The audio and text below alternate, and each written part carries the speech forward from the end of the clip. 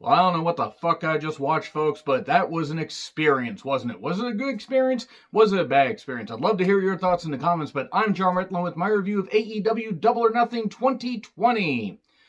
Well, I think cinematic wrestling and all the wrestling not taking place, in an actual ring, well, about 5% of that Stadium Stampede match took place in an actual ring, but any balls-to-the-wall, crazy cinematic wrestling where they're just having a fight anywhere, just in any crazy location, destroying a whole bunch of shit, I think that's peaked. I don't think they can do anymore. What are they going to do? Have a Stadium Stampede match and also include a cat? Actually, cats would make things a whole lot better, but you have to start at the beginning because it's a very good place to start. 1. Excalibur and Taz on commentary for the pre-show. Shivani earlier interviewed Jake the Snake Roberts while Lance Archer was destroying tires and sinks. It was nice that Jake Roberts let him destroy his house. I kid, but I don't know why he was destroying a dilapidated house. Unless it was the Discount Hardy compound. It's a dilapidated house with a dilapidated boat, dilapidated fridge, and dilapidated everything. So, Vicky's in the crowd. She wanted the Lucha Bros sent over the wall. Remember when she said that? Nope, I didn't forget. But you know what? People have different opinions. I still can kind of mock Vicky Guerrero because, quite frankly, she is nothing more than caricature of what she was in WWE. That being said, if you want to see some good stuff from Vicky Guerrero, do check out the Dark Side of the Ring episode. So, yeah, I could have done without her screeching, but then again, I said that about her run in WWE, so this is just a rehash of that, even though she was just in the crowd. They had various wrestlers there, including Anna Jay. Good to see her. Hopefully she gets featured more on Dark and possibly on Dynamite. And they had other people there, some in masks, some not. Private Party versus Best Friends, #1 contenders match. Okay, Quinn is ridiculous. Trent is good. Chuck Taylor is shitty, and Cassidy is actually not that bad. Isaiah Cassidy. Now, this match involved 2 Caucasian men brutalizing 2 African-American men in Jacksonville News at 10. And also the G9 to honor Shaq. And there were some good moves here, but this also went a little bit long, and there was no doubt the Best Friends were going to win, and they won with Strong Zero to pin Quinn. I have nothing against Isaiah Cassidy, but why wasn't he pinned? Because of the 2, he's like the Mario Jannetty of the group. Both are very talented. Quinn is clearly the flashier of the 2. I would have protected him and had Cassidy take the pin, but it is what it is. Tony Schiavone interviewing Arn Anderson. Them on a pay-per-view broadcast, where Turner has something to do with it, at least a television program. Man, 2020 is goddamn wild, isn't it? So, J.R. Schiavone and Excalibur on commentary, and then they thank the first responders. Okay, cool. That was very, very nice. Various wrestlers thanking the first responders, those that are putting their lives on the line, those that are, doing the essential work. I do want to say quickly, while I am still working, I'm one of the lucky ones still to work, I don't consider what I do essential. I consider whatever the doctors do, the nurses, the firefighters, all those people putting their lives on the line in the medical field and various other fields, various important fields like that, they deserve plenty of money, plenty of raises, all the respect in the goddamn world. They do not deserve any disrespect as they are doing what they can to help us through all this. But anyway, they had a Shad Gaspard graphic and then kind of quickly cut to a shot on the beach. I mean, I don't think that was intentional, but maybe you couldn't have done that. Unfortunately, it wasn't the only kind of thing that they did. So go to opening video package. Hikaru Shida's English has really improved. She has really been working on it. You can tell that she wants to get better and she wants to, be able to bridge the gap between Japanese and American women's wrestling. She is helping do that. Okay, Joey Janela is like a discount dynamic dude. That's basically what he is. The dynamic dudes were Shane Douglas and Johnny Ace. He's not even Johnny Ace. Johnny Ace at least could do something in the ring. Joey Janela can't even do a pre-tape promo properly. So we then have Kip and Jimmy Havoc, and Jimmy Havoc's suit has won 2020. I fucking love that suit. That suit deserves to be in a museum. It belongs in a museum. And then we have Christopher Daniels putting over Kazarian and Scorpio Sky, and Orange Cassidy can talk, and now I don't care if he ever talks again. So, Casino Ladder Match. I'm going to be very blunt here. This match was messy. Also, of the 9 guys that were in there were about 15 people that were in there, and why didn't you just include a bunch of people? If you're going to do like Battle Royal rules where people enter every 2 minutes, why not just cut it down to 90 seconds or cut it down to every minute and just have more people run in? Because you had so much interference. You have Jimmy Havoc, Penelope Ford. You had Marco Stunt in there as well. Okay, so you had 2.5 people interfering. 2.25, because Stunt's like a quarter of a person. But you started with Kazarian and Scorpio Sky, and they have some good moves and everything. But since, obviously both are very professional, very great wrestlers. Kazarian should have been a world champion somewhere. He really should have been a world champion in TNA, when it was TNA, that is. Man, they put the biggest, throbbingest clock on the screen. Might have said that wrong intentionally, but you know what? JR pointed out how big the clock was. One, JR's thirst was goddamn unquenchable tonight. But also, yeah, we had, Kip. Kip's here, and then Jimmy Havoc helps attack. And then Jimmy Havoc takes a bump on the ladder a little bit later. There's too much to call in this match, so I'm not even going to attempt it. But Darby comes in at number 4.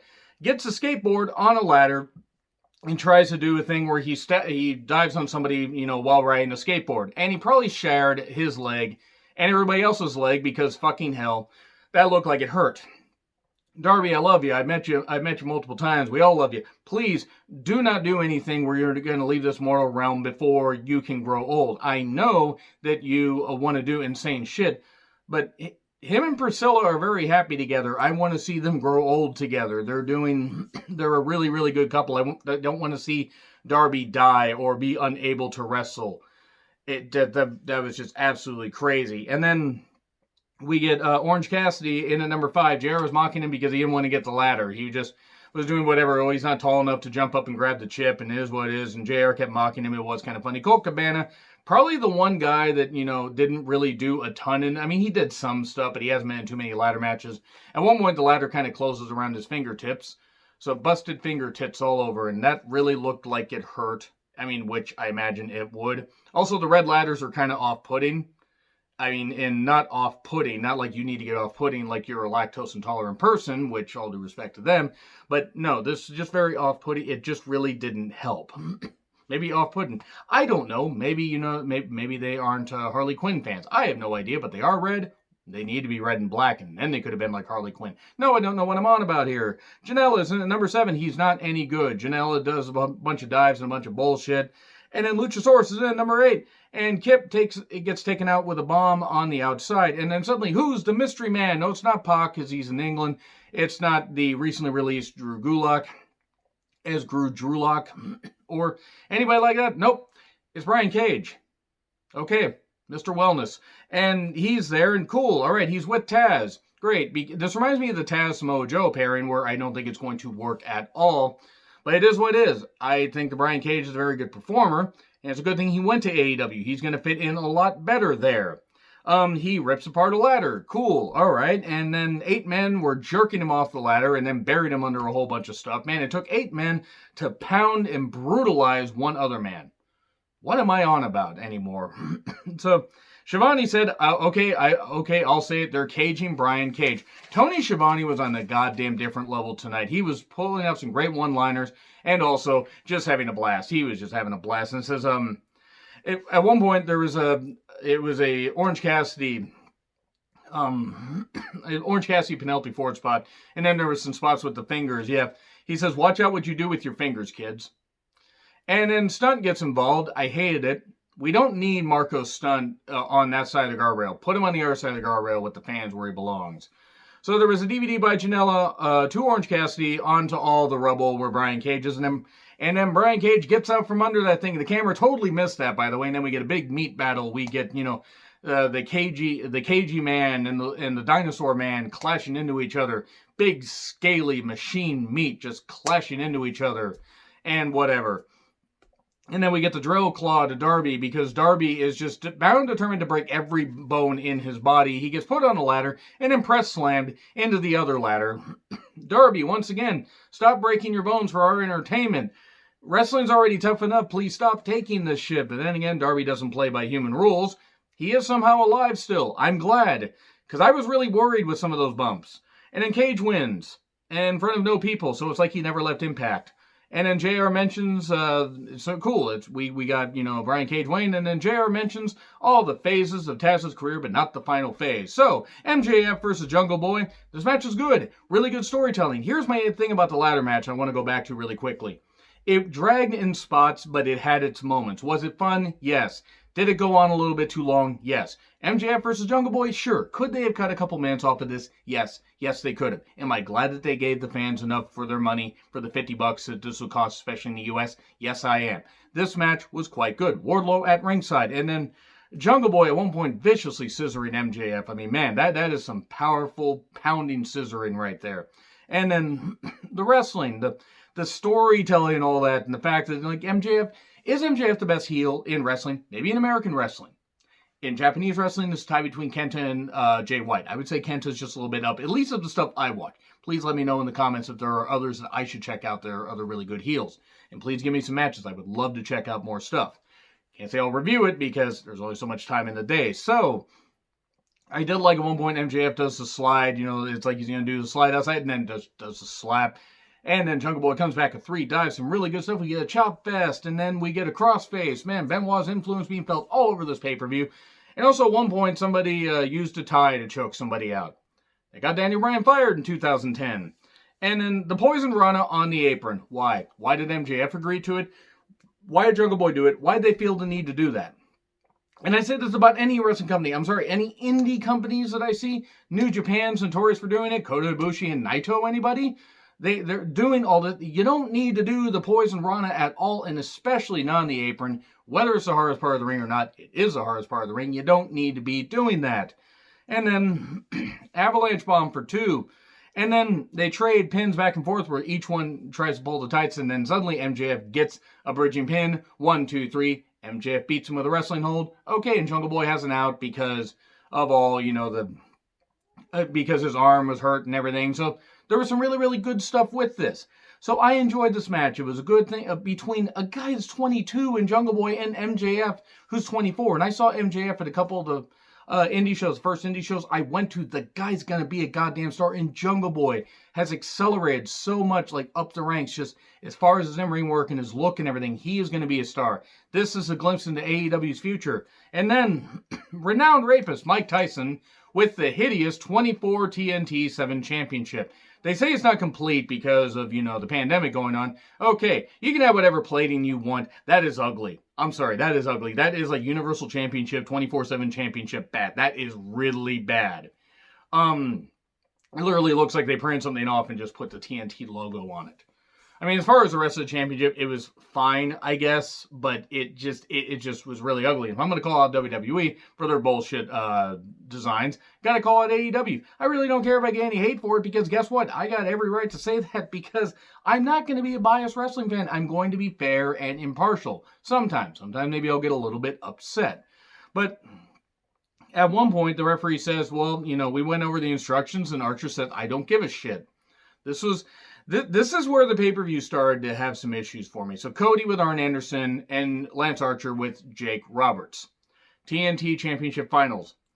Okay, Archer should have won. The fact that Archer did not win brought this down a little bit. Now, I get why they gave it to Cody, but I'm going to go into it here in a little bit. We get an instant blackout. No, the pay-per-view didn't cut out. We get an instant blackout, but Archer can't pin Cody because he rolls to the outside. And then we get a pounce, countering the cutter. And Cody on the concrete at one point. There were a lot of bending of the rules here. This wasn't the only match where I kept thinking, did they just make this a no DQ match and just not tell anybody? Technique versus power. And JR says, after what that man did to Cody's wife with that snake, JR, your search history does not need to be broadcast on pay-per-view. And then the cameraman caught Tyson napping at one point, or yawning. Now, to be fair, Mike Tyson is 53 years old, and even as in phenomenal shape as he is, people can get tired, and it's probably past his bedtime. He hasn't eaten enough children, is what I'm trying to say, Lennox Lewis's or otherwise. What is Mike Tyson on? Seriously, besides insanity pills. But we get, we get foreheads in the crowd, and a bunch of foreheads just screaming at people. It's insane. Multiple foreheads, multiple masks screaming at people. It's absolutely baffling. JR mentions Archer's length and gets very excited about Archer's length. And then we get a DDT in front of Jake, and then we get a cutter off the ropes for 1. And then Arn interferes, and the ref, another ref comes down and stooges Arn off, and then Jake Roberts gets kicked out. This is where things got really awkward, because actually Jake comes back with his snake, and Mike Tyson stops him, takes his shirt off. And yeah, he's in phenomenal shape, but I don't even think with a crowd that would have helped. I mean, yes, not having all the fans there hurt, but you still had wrestlers there and you still had crew there reacting. It still wouldn't have helped with a full crowd. I'm sorry, I don't think it would have. I would have said, well, this is really awkward. And then Archer tries to go for the blackout, and he gets hit with 2 crossroads, 1, 2, 3. So that is where I started to get a little bit angry. Now, look, Cody can't challenge for the AEW World Championship again. Yes, he can. MJF's going to beat Moxley for it, and then he's going to beat down Cody and beat him down with it to where Cody eventually gets a shot and then wins it, I don't know, in November or maybe even in February. But he's going to win the championship from MJF. They're building long-term stuff here. Archer should have won that. Yes, you could put it on Cody, and Cody is seen as one of the big stars. But if I'm going to knock WWE and other companies for putting it on the established stars and not putting it on somebody that you could use to build and everything, put it on a heel and really build it. I hate to say it, but I really didn't care for that. I didn't care for Cody winning it. But it was what it was. It was what it was. It wasn't something that I liked because Cody knocked Triple H and all the people and everything, for not letting other people get ahead. And Cody winning here, it was a flat finish, by the way. It was a really flat finish. They had a nice build and everything.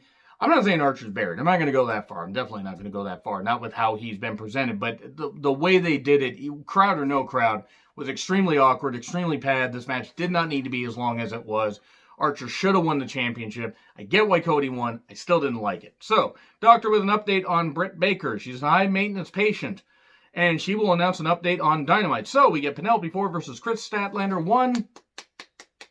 I don't mean to not clap too loud, but, I don't want to clap way too loud because I'm going to save the applause for a little bit later. But Kip is on crutches. Some early scissoring action between these women, and these women actually got a pretty good pace. It was supposed to be Britt versus Chris Statlander, and I thought these two did just fine.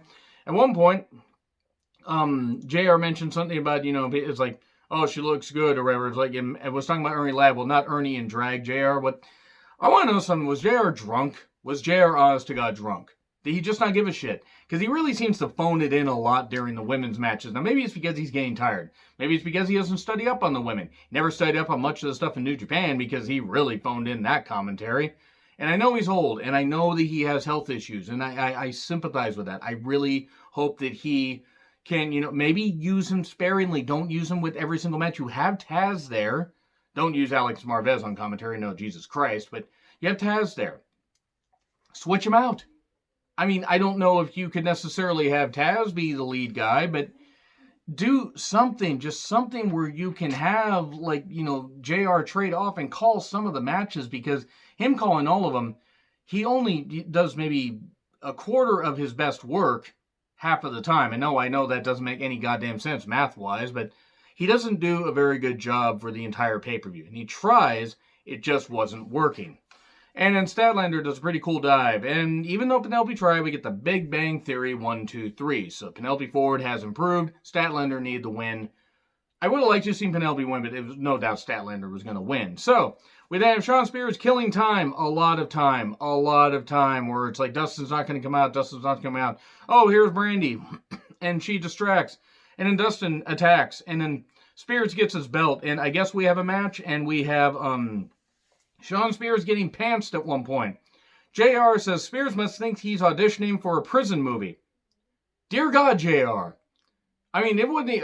I wouldn't even offended by that. I'm just like, what the fuck, JR? What the hell? What are you watching? Are you spearheading this operation, if you will?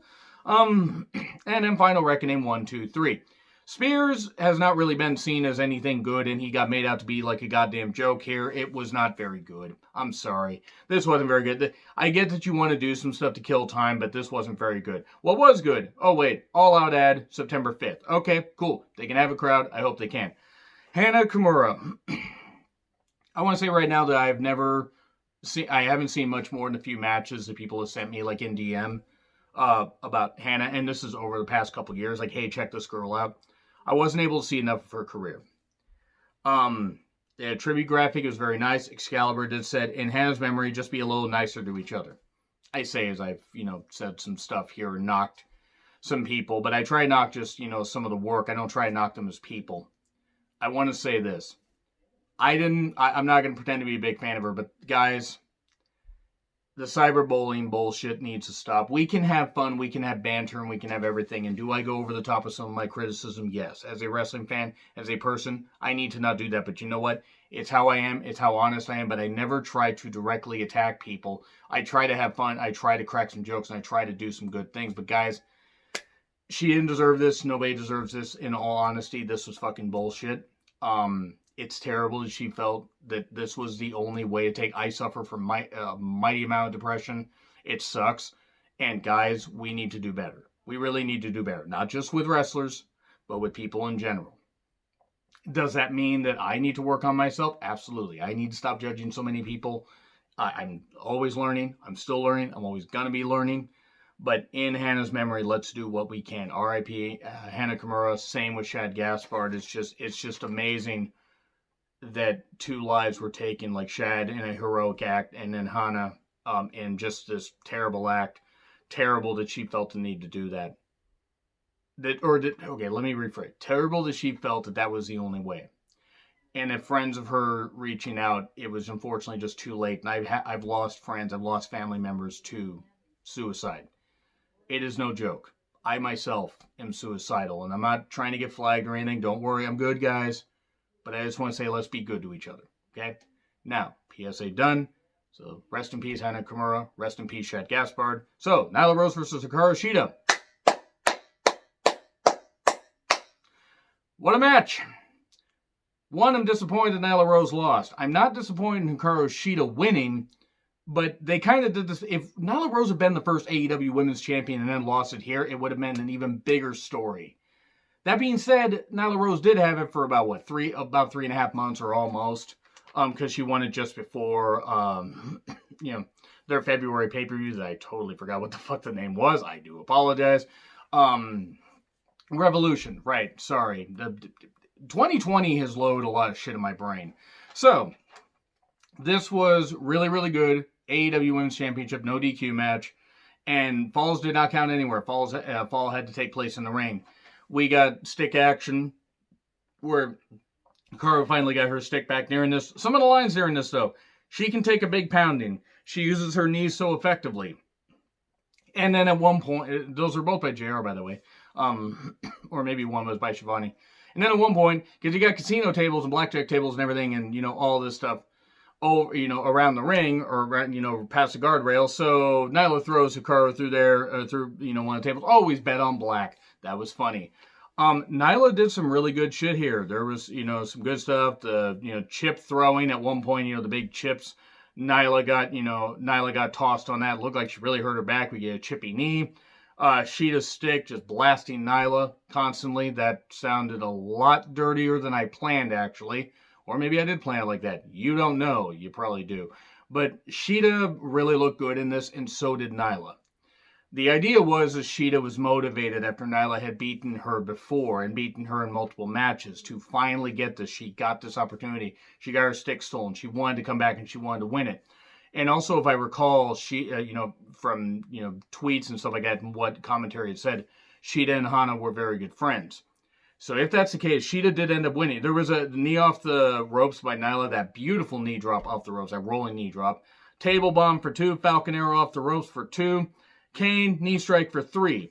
So if it was a tribute to Hannah and they gave it to Shida as a way to honor Hannah and say, hey, we're going to do this, Nyla, we're going to go this route, and we'll give you the title back at some point, I'm fine with it. Nyla's reign was not that bad. It was better than Riho's. It was more memorable than Riho's because at least Nyla could help make people, mean a little something as opposed to Riho, who it just wasn't believable no matter who she beat. That being said, I think Shida's going to make a phenomenal champion. I hope they keep it on her a while. Don't do the hot potato. Don't do any of that bullshit. I enjoyed this match, though. I'm disappointed Nyla lost.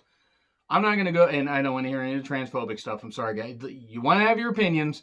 You have your goddamn opinions, but keep them off of here. You're allowed to have them. But I really don't need that kind of hate here. Come on, guys. Let's accept people for who they are. Let's just do it. I say as somebody that bashes Trump constantly, but still, I stand by it. Let's just be good. Let's try to be good. That being said, hey, it was cool, and Shida won. It meant a lot to her. More Hana Kimura and Shad Gaspard talk. Really, really good stuff.